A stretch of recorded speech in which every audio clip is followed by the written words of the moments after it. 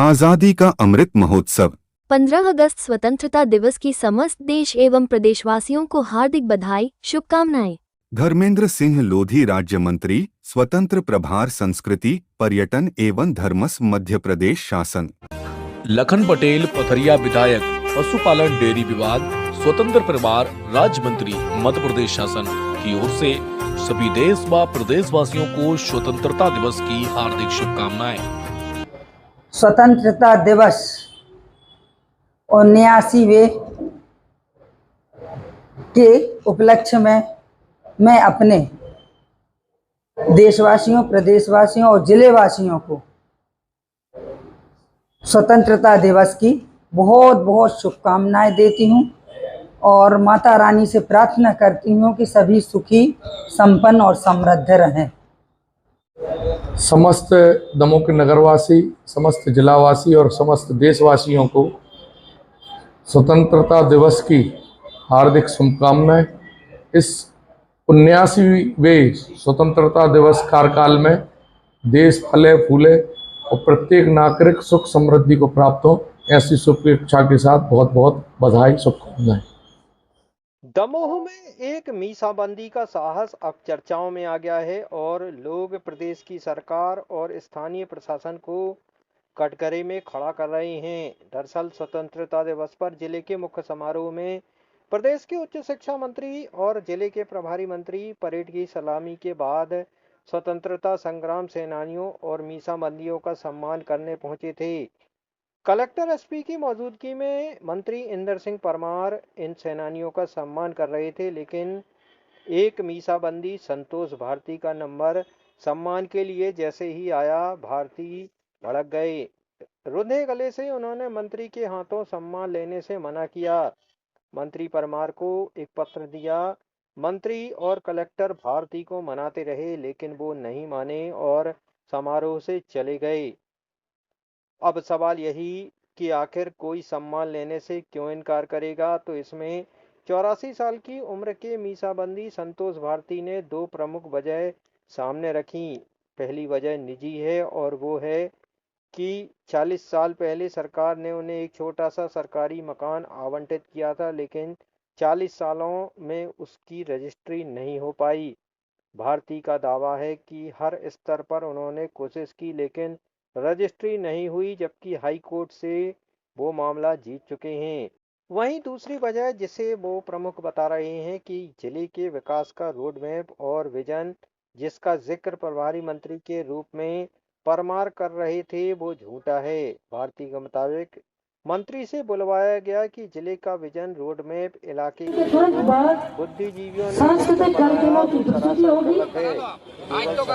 और जनता को गुमराह करने का काम किया जा रहा है और जिले को न्याय चाहिए, विकास चाहिए, जो सिर्फ कोरे वादे भर मिल रहे हैं। आपको बता दें कि संतोष भारती पुराने समाजसेवी और रिटायर्ड आर्मी मैन हैं। कई दफा जन आंदोलनों की वजह से उन्हें जेल जाना पड़ा। देश में आपातकाल के दौरान भी भारती ने यातनाएं झेली हैं और आज भी उम्र के इस पड़ाव में जनहितैषी मुद्दों को लेकर भारती सड़क पर आने से नहीं चूकते। आपातकाल के मीसाबंदी संतोष भारती के सम्मान ठुकराने के बाद समारोह में हड़कंप मच गया। वहीं जब प्रभारी मंत्री से ये सवाल किया गया तो उन्होंने चुप्पी साध ली। मंत्री परमार ने सिर्फ इतना ही कहा कि ये सब संतोष भारती जाने। इब्राहिम खान के नेतृत्व में पूरे भारत ने इस समय सहभागिता की। पायलट थे नीरज विश्वकर्मा, श्रेय सोनी, उत्कर्ष माझी, सत्येंद्र विश्वकर्मा, झंडा बंधन प्रधान आरक्षक कैप्टन उमाशंकर। किस चीज का पत्र दिया और क्या सम्मान होता है, क्या आप इसे ठुकराना कहें, जो कुछ कहें, मैंने अब तक जो समाज सेवा या राष्ट्र के प्रति सेवाएं की हैं वो मान सम्मान के भाव से नहीं की है। मैंने उनको ये लिखा है कि माननीय, आज इतने उच्च पद पे आप हैं, हमें मान सम्मान नहीं, न्याय की अपेक्षा है। 40 साल हो गए, मैं आज 84 साल का हो गया। 40 साल पहले हमने 5,000 रुपये की रिश्वत नहीं दी, इसलिए LIG क्वार्टर, निम्न श्रेणी आय वर्ग का क्वार्टर आज तक रजिस्ट्री नहीं हो पाई। हम शासन से जीत गए, हाईकोर्ट से जीत गए, फिर भी रजिस्ट्री नहीं हो रही। इतना प्रताड़ित किया जा रहा है। दूसरी बात मैंने उनसे की कि मानिए ये जो आपसे बुलवाया गया है कि दमोह का एक विजन डॉक्यूमेंट बना है, ये सपना दिखाया जा रहा है। ये दमोह के जिले के सब गणमान्य लोगों की भावनाओं को इसमें शामिल किया गया है। यह बिल्कुल झूठ है, सरासर झूठ है। कोई भी ऐसी रचनात्मक योजना उस विजन डॉक्यूमेंट में नहीं है जिससे यहाँ के नौजवानों को आगे चल के भविष्य में रोजगार के अवसर मिल सके या न्याय मिल सके या दीर्घकालीन हो। ये कोई उसमें विजन डॉक्यूमेंट में कुछ नहीं है, केवल मनमानी जिनको करना थी उनने कर ली। तीसरी बात मैंने यह उनसे कही कि देखिए आज मुख्यमंत्री महोदय का संबोधन हुआ, ये हमारा दुर्भाग्य है कि मुख्यमंत्री महोदय जहाँ जहाँ जो जिस इलाके मालवांचल से आते हैं, लेकिन हमारे बुंदेलखंड महाकौशल में एक भी बड़ी योजना नहीं है। आप पता कर लीजिए, कोच का कारखाना हो, चिप बनाने का कारखाना हो, दूसरे सब जितने हब मालवांचल में एक भी बता दे कोई। किस चीज का सम्मान था उसमें?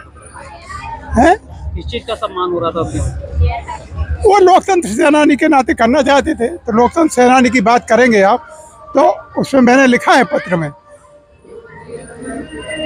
देश का इकलौता व्यक्ति हूँ जो 3 बार सन 1973 में मीसा कानून सबसे पहले मेरे ऊपर लागू हुआ। आरोप था पुलिस विद्रोह भड़का के राज सत्ता पलटने का। शरद यादव मेरे साथ बंदी थी।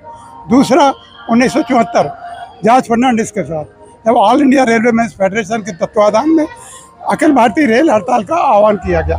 1975 तो आप लोगों को सब ध्यान है, आपातकाल लगा था, मेरे जिंदा मुर्दा पकड़ने के वारंट निकले थे, लेकिन मैं अंत में पकड़ा गया और मुझे गुनाह खाने में रखा गया। सामान्य जेल में नहीं रखा गया, जेल में भी जो गुनाह खाना होता वहाँ रखा गया। लेकिन देखिए भाई साहब, ये सब किसी मान सम्मान पाने के लिए नहीं किया, ये सब इसलिए किया कि हमारे समाज के नौजवानों को, बेरोजगारों को रोजगार मिले, भ्रष्टाचार मुक्त शासन मिले।